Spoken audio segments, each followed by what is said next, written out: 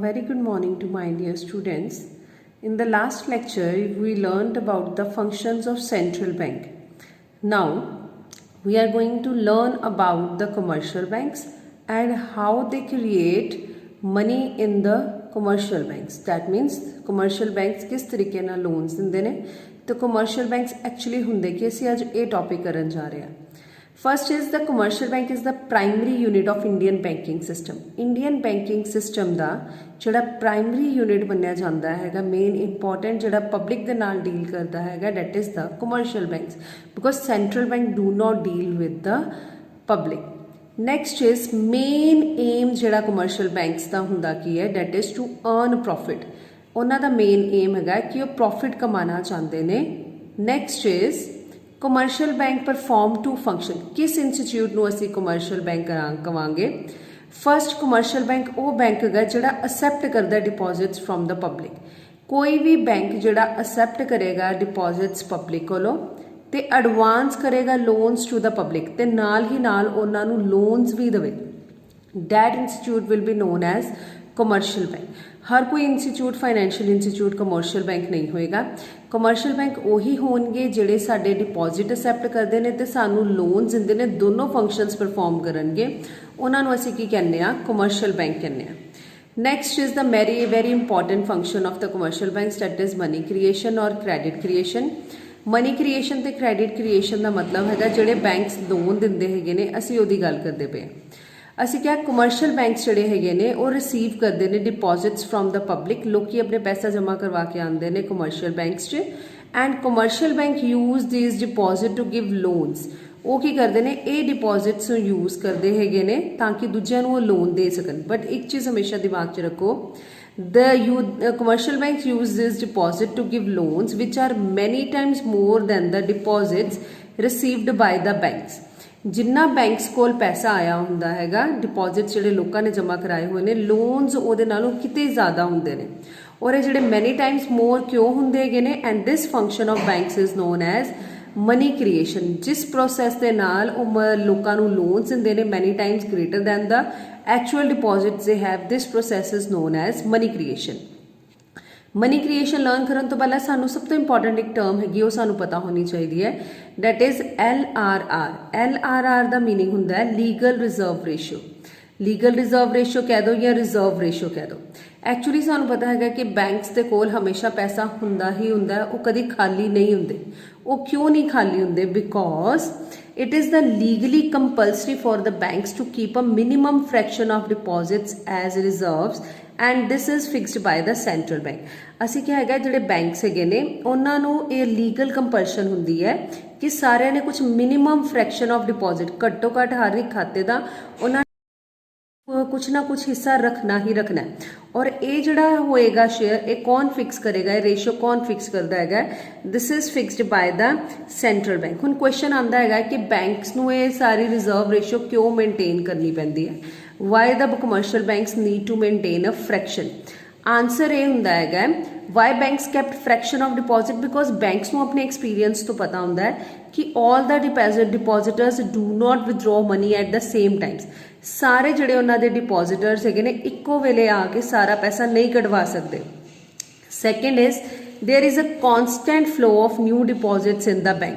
Bank ਵਾਲਿਆਂ ਨੂੰ ਪਤਾ ਹੈ ਜੇ ਲੋਕੀ ਪੈਸੇ ਕਢਵਾਉਣ ਆਉਂਦੇ ਨੇ ਤੇ ਪੈਸੇ ਡਿਪੋਜ਼ਿਟ ਕਰਵਾਉਣ ਆਉਂਦੇ ਨੇ this is the experience of the commercial banks. That is why ਉਹਨਾਂ ਨੂੰ ਪਤਾ ਹੈ ਕਿ ਹਰ ਇੱਕ ਖਾਤੇ ਦਾ ਥੋੜਾ ਹਿੱਸਾ ਵੀ ਅਸੀਂ ਰੱਖਾਂਗੇ ਉਹਦੇ ਨਾਲ ਉਹਨਾਂ ਦੀਆਂ ਡੇ ਟੂ ਡੇ ਟ੍ਰਾਂਜੈਕਸ਼ਨਸ ਜਿਹੜੀਆਂ ਹੈਗੀਆਂ ਵਿਡਰੋਲ ਦੀਆਂ they can easily meet them. So to meet the daily demand for withdrawal of cash, banks kept only fraction of deposits. ਇਹਦਾ ਮਤਲਬ ਆਪਣੀਆਂ daily transactions ਨੂੰ ਡੀਲ ਕਰਨ ਵਾਸਤੇ commercial banks ਜਿਹੜੇ ਹੈਗੇ ਨੇ they only keep fraction of deposits to handle their daily demand for the withdrawal of cash which is kept only a fraction of deposits. Now we are going to start with the main topic that is the process of credit creation. ਹੁਣ process of credit creation ਅਸੀਂ start ਕਰਨ ਲੱਗੇ ਹਾਂ. Process of credit creation ਦੇ ਵਿੱਚ ਉਹ ਕੀ ਕਹਿੰਦੇ ਹੈਗੇ ਨੇ ਪ੍ਰੋਸੈਸ ਆਫ ਮਨੀ ਕ੍ਰੀਏਸ਼ਨ ਆ ਜਾਏ ਜਾਂ ਕ੍ਰੈਡਿਟ ਕ੍ਰੀਏਸ਼ਨ ਆਵੇ ਵਨ ਐਂਡ ਸੇਮ ਥਿੰਗ ਹੈਗੀ ਹੈ. ਠੀਕ ਹੈ. This process is based on two assumption. ਅਸੀਂ ਇਹ ਜਿਹੜਾ ਪ੍ਰੋਸੈਸ ਹੈਗਾ ਇਹਨੂੰ ਅਸੀਂ ਦੋ ਅਜ਼ੰਪਸ਼ਨਸ ਦੇ ਉੱਪਰ ਮੰਨ ਕੇ ਚੱਲਦੇ ਹਾਂ. फर्स्ट assumption की है, the entire commercial banking system is one unit and is termed as banks. जिन्ने भी कमर्शियल बैंक्स हैगे ने ਅਸੀਂ ਮੰਨ ਕੇ ਚੱਲੇ ਹੈਗੇ ਸਾਰੇ ਕਮਰशियल बैंक्स ਕੀ ਹੁੰਦੇ ਨੇ 1 यूनिट ਹੈਗੇ ਨੇ और इस 1 यूनिट ਨੂੰ ਅਸੀਂ ਕੀ ਕਹਿੰਦੇ बैंक्स ਕਹਿੰਦੇ। ਹੁਣ 1 यूनिट ਦਾ ਐਕਚੁਅਲ मीनिंग ਕੀ ਹੈ? 1 यूनिट ਦਾ मतलब ਹੈਗਾ all receipts and payments in the economy are routed through banks। मतलब जो भी पैसे ਦਾ ਲੈਣ ਦੇਣ ਕਰਨਾ ਹੈਗਾ ਉਹ ਕਿਸ ਦੇ ਥਰੂ ਹੋਏਗਾ? ਬੈਂਕਸ ਤੋਂ। मतलब ਲੋਕੀ ਚੈਕਸ ਯੂਜ਼ ਕਰਦੇ ਪਏ ਨੇ। ਇਹਦਾ मतलब ਜਿੱਥੇ ਵੀ ਪੈਸਾ ਜਾਏਗਾ ਘੁੰਮ ਫਿਰ ਕੇ ਉਹਨੇ ਪੈਸਾ ਵਾਪਸ ਬੈਂਕ ਦੇ ਵਿੱਚ ਆਣਾ ਹੀ ਆਣਾ ਹੈ। नेक्स्ट आओ, the deposits held by the banks are used for giving loans. ਹੁਣ ਬੈਂਕਸ ਕੀ ਕਰੇਗਾ? ਬੈਂਕਸ ਦੇ ਕੋਲ ਜਿਹੜੇ ਡਿਪੋਜ਼ਿਟਸ ਆਏ ਨੇ ਦੇ that will be used for giving loans. ਉਹ ਲੋਕਾਂ ਨੂੰ ਕੀ ਕਰਨਗੇ? ਲੋਨਸ ਦੇਣਗੇ। ਇਹਦਾ ਮਤਲਬ ਕੁਝ ਫ੍ਰੈਕਸ਼ਨ ਉਹਦਾ ਰੱਖ ਲੈਣਗੇ ਆਪਣੀ ਡੇਲੀ ਟ੍ਰਾਂਜੈਕਸ਼ਨ ਵਾਸਤੇ, ਬਾਕੀ ਸਾਰੀ ਉਹਨਾਂ ਕੋ ਕੀ ਬਚੀ ਹੈ ਡੈਟ ਇਜ਼ ਆਈਡਲ ਸੇਵਿੰਗ ਹੈ।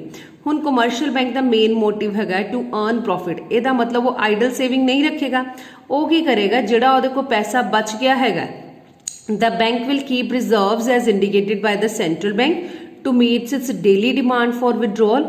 ਉਹ ਕੀ ਕਰੇਗਾ? ਜਿੰਨਾ ਉਹਨੂੰ ਸੈਂਟਰਲ ਬੈਂਕ ਨੇ ਇੰਡੀਕੇਟ ਕੀਤਾ ਹੋਇਆ ਉਹ ਆਪਣੇ ਕੋਲ ਰੱਖ ਲੇਗਾ ਵਿਡਰੋਲਸ ਦੀ ਡਿਮਾਂਡ ਨੂੰ ਪੂਰਾ ਕਰਨ ਵਾਸਤੇ। ਬਾਕੀ ਕੀ ਉਹ ਕਰੇਗਾ? ਡੈਟ ਵਿਲ ਬੀ ਉਹ ਕੀ ਕਰ ਦੇਗਾ? ਉਹ ਲੈਂਡ ਕਰ ਦੇਗਾ ਬੋਰੋਅਰਸ ਨੂੰ, ਉਧਾਰ ਦੇ ਦੇਗਾ। ਐਂਡ ਜਿਹੜਾ ਪੈਸਾ ਉਧਾਰ ਦੇਣਗੇ ਉਹ ਫਿਰ ਤੋਂ ਵਾਪਸ ਕਿਹਦੇ ਵਿੱਚ ਆਏਗਾ? ਬੈਂਕਸ, ਕਿਉਂਕਿ all receipts and payments in the economy are routed through banks.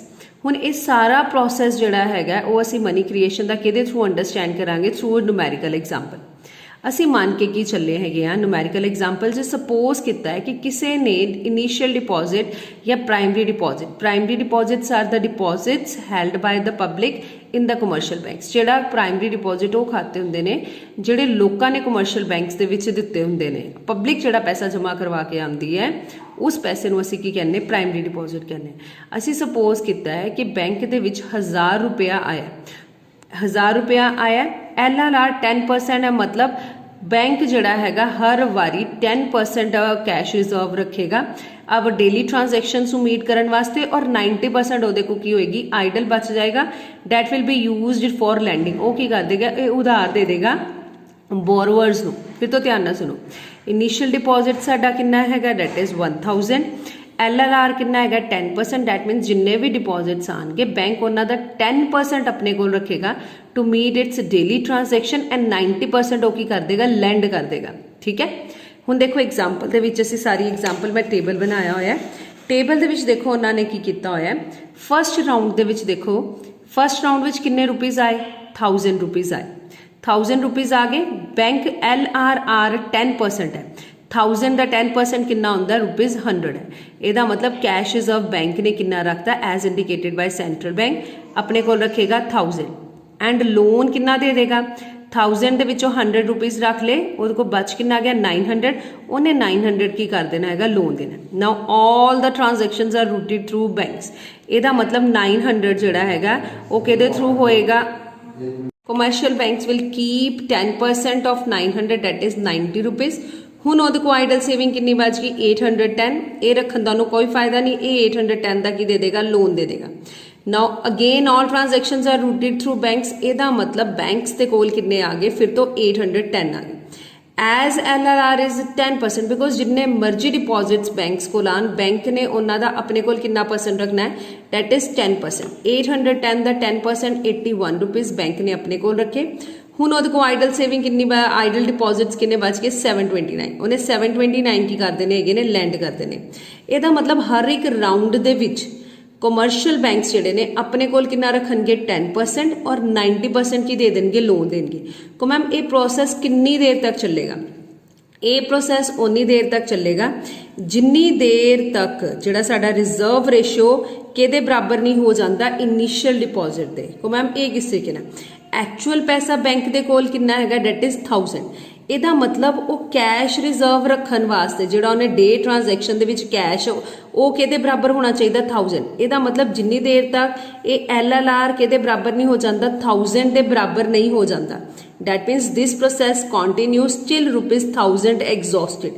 ਜਿੰਨੀ ਦੇਰ ਤੱਕ ਇਹ 1000 ਰੁਪਇਆ ਐਜ਼ ਅ LLR ਪੂਰਾ ਨਹੀਂ ਹੋ ਜਾਂਦਾ ਉਨੀ ਦੇਰ ਤੱਕ ਇਹ ਟ੍ਰਾਂਜੈਕਸ਼ਨਸ ਹੁੰਦੀਆਂ ਰਹਿਣਗੀਆਂ। ਅਗੇਨ ਫਿਰ ਤੋਂ ਸੁਣੋ। ਬੈਂਕ ਜਦੋਂ ਵੀ ਡਿਪੋਜ਼ਿਟਸ ਆਣਗੇ bank will keep 10% as LLR and 90% वो की कर देंगे लैंड कर देंगे एज डेरिवेटिव डिपॉजिट्स और loans to the public. Borrowers वो दे देंगे 90%। बट कितनी देर तक ये प्रोसेस चलेगा? This process continues till reserve ratios is equals to initial deposit. मतलब है पूरा का पूरा जो 1000 असी कितनी देर तक कंटिन्यू करते पे, जिन्नी देर तक 1000 नहीं हो जाता उन्नी देर तक साडी क्रेडिट क्रिएशन की जिहड़ी हैगा प्रोसेस वो चलेगा। हुण इसनूं करन दा को मैम ये वैल्यूज़ कित्थों आ गया? आ तो सानूं पता चल गया कि LLR कितना होना चाहिए 1000, बट ये वैल्यूज़ कित्थों आईयां? ਇਹਦਾ फाइंड करन दा एक फॉर्मूला हैगा मनी क्रिएशन का। मनी क्रिएशन के इक्वल हुंदा हैगा money creation is equals to 1/LLR into initial deposit. Once again money creation का फॉर्मूला है 1/LLR इंटू इनिशियल डिपॉजिट। हुण LLR साडा कितना हैगा 1/10% एंड इनिशियल डिपॉजिट इज 1000। साडे को इनिशियल डिपॉजिट कितना हैगा 1000। हुण 1/10%, 10% का मतलब की हुंदा 10/100। ਇਹਦਾ मतलब वैल्यू की हो जाएगी 100/10। फिर तो ध्यान ना देखो 1/10%, 10% कैन बी रिटन एज 10/100। 100 ऊपर चला गया, 10 नीचे आ गया, 0 एंड 0 कैंसिल, वैल्यू कितनी आ गई ₹10,000। ਇਹਦਾ मतलब total money create, total deposits किन्ने क्रिएट होंगे 10,000। LLR मैक्सिमम कितनी देर तक जा सकता है बिकॉज साढ़े को कैश एक्चुअल कितना है 1000। सो LLR की वैल्यू कितनी आएगी 1000। 10,000 चो 1000 चला गया एज LLR ते असी लोन्स किन्ने कर देते क्रिएट 9,000 दे असी वर्थ जिहड़े हैगे लोन्स किते है। ठीक है, इहदी एक्सप्लेनेशन देखो स्टैप्स दे विच की है। फर्स्ट असी मान के चले हाँ suppose initial deposits is ₹10,000 and LLR is equals to 10%। It means banks are required to keep only ₹100 as cash reserves and lend ₹900। Banks की करेंगे 1000 का 10% अपने को रखेंगे और लैंड कर देंगे ₹900। Bank open the account in the name of borrower. जेड़े बंदे ने उधार लेना है लोन लेना है, बैंक ਉਹਦੇ नाम के उपर अकाउंट खोल देगा और उन्होंने कहेगा जिन्ना तुसी पैसा कढ़वाना चाहते हो कढ़वा लो। हुण as we know as all the transactions are routed through bank, सारियां ट्रांजैक्शन बैंक के थ्रू होणगियां। ਇਹਦਾ मतलब money spent by the borrowers come back into the bank in the form of deposits. ਇਹਦਾ मतलब पैसा फिर तो किहदे कोल आ जाएगा that will come back again to the bank. 900 the 900 किहदे कोल आ जाएगा बैंक कोल आ जाएगा। That means so with new deposit of ₹900 bank kept 10% that is ₹90 as the cash reserves and lend 810 to the borrower। सानू पता है कि 10% बैंक ने एज LRR रखना ही रखना है। So with new deposit of ₹900 bank अपने कोल कितना रख लेंगे 10% रखेंगे। ठीक है, एंड लैंड कर देंगे 810। ਇਹਦਾ मतलब हर एक राउंड दे विच बैंक अपने कोल कितना रखता पाया 10% और लैंड कितना करता पाया 90%। ਇਹਦਾ मतलब बैंक्स के डिपॉजिट्स की होई जा रहे हैं इनक्रीज होई जाते हैं। मैं तुहानू अगेन फिर तो रिपीट कर रही हाँ the deposits keeps on increasing in each round as bank kept 10% as LRR and lend 90% of deposit to the borrower. हुणे प्रोसैस मैं तुहानू पहला भी कहा सी दिस प्रोसैस कॉन्टीन्यू। साडे को एक्चुअल कैश कितना आया सी 1000। ਇਹਦਾ मतलब मैं LRR डेली ट्रांजैक्शन वास्ते मैक्सिमम कितना रख सकती हैं 1000। So we can say that this process continues till reserve deposit become equal to initial deposit. Reserve deposit मतलब LRR कितना बन जाएगा इनिशियल डिपॉजिट, या असीं कहिए till ₹1000 exhausted. So in the above table banks are able to create, banks ने कितना total deposit create किया 10,000 का, इनिशियल डिपॉजिट कितना सी 1000। सो ਇਹਦਾ मतलब टोटल डिपॉजिट कितना बन गया 10 टाइम्स बन गया। ठीक है, ਅਸੀਂ ਇਹਦੇ ਵਿੱਚ ਪਿੱਛੇ ਕੀਤਾ ਹੈ कि बैंक्स के कोल डिपॉजिट एक्चुअल आया सी 1000, LRR 10%, मनी डिपॉजिट उन्होंने कितना क्रिएट किया 10,000 का, LRR कितना हैगा 1000 बिकॉज इनिशियल डिपॉजिट कितना 1000 को मैम इतने जो 2000 होंदा इनिशियल डिपॉजिट तो बेटा फिर LRR भी कितना हो जाना सी 2000। ठीक है, so if LRR is 10% initial deposit is 1000, साडा डिपॉजिट मनी क्रिएटेड बाय कितनी हो जाएगी that is money deposits created 10,000 होंगे, ਉਹਦੇ ਵਿੱਚੋਂ LRR ਕਿੰਨਾ ਹੋਏਗਾ ਸਾਡੇ ਕੋ 1000 ਐਂਡ ਲੋਨਸ ਵਿਲ ਬੀ 9000। ਹੁਣ ਇਹ ਸਾਨੂੰ ਡਿਸਾਈਡ ਕਿਸ ਤਰੀਕੇ ਦੇ ਨਾਲ ਹੁੰਦਾ ਹੈ ਕਿ ਕਿੰਨੇ ਟਾਈਮਸ ਜਿਹੜਾ ਹੈ ਉਹ ਇਨਕਰੀਜ਼ ਹੋ ਜਾਏਗਾ। ਇਹ ਸਾਡੇ ਕੋ ਡਿਸਾਈਡ ਹੁੰਦਾ ਹੈਗਾ ਬਾय मनी मल्टीप्लायर और credit multiplier. So money multiplier की है, it is the number by which total deposit can increase due to given change in deposit. ਇਹਦਾ ਮਤਲਬ ਇਹ ਸਾਨੂੰ ਉਹ ਦੱਸਦਾ ਹੈਗਾ ਕਿ ਕਿੰਨੇ ਟਾਈਮਸ ਜਿਹੜਾ ਹੈਗਾ ਸਾਡੀ ਮਨੀ ਇਨਕਰੀਜ਼ ਹੋ ਜਾਏਗੀ ਜੇ ਸਾਡਾ ਚੇਂਜ ਇਨ ਡਿਪੋਜ਼ਿਟ ਹੋਵੇ। ਤਾਂ ਮਨੀ ਮਲਟੀਪਲਾਇਰ ਦਾ ਫਾਰਮੂਲਾ ਕੀ ਹੈ 1/LRR। ਅਗੇਨ ਧਿਆਨ ਨਾਲ ਦੇਖੋ ਜ਼ਰਾ, ਮਨੀ ਕ੍ਰੀਏਸ਼ਨ ਦਾ ਫਾਰਮੂਲਾ ਕੀ ਹੈ 1/LRR ਇਨਟੂ ਇਨੀਸ਼ੀਅਲ ਡਿਪੋਜ਼ਿਟ। ਤੇ ਕੱਲਾ 1/LRR ਆ ਜਾਵੇ ਤੇ ਇਹ ਕਿਹਦਾ ਫਾਰਮੂਲਾ ਬਣ ਜਾਏਗਾ, that will be the money multiplier ਦਾ ਫਾਰਮੂਲਾ ਹੋ ਜਾਏਗਾ। So this is the process ਜਿਹਦੇ ਥਰੂ ਜਿਹੜਾ ਹੈਗਾ ਕਮਰਸ਼ੀਅਲ ਬੈਂਕਸ ਤੇ ਕ੍ਰੀਏਟ ਕਰਦੇ ਨੇ।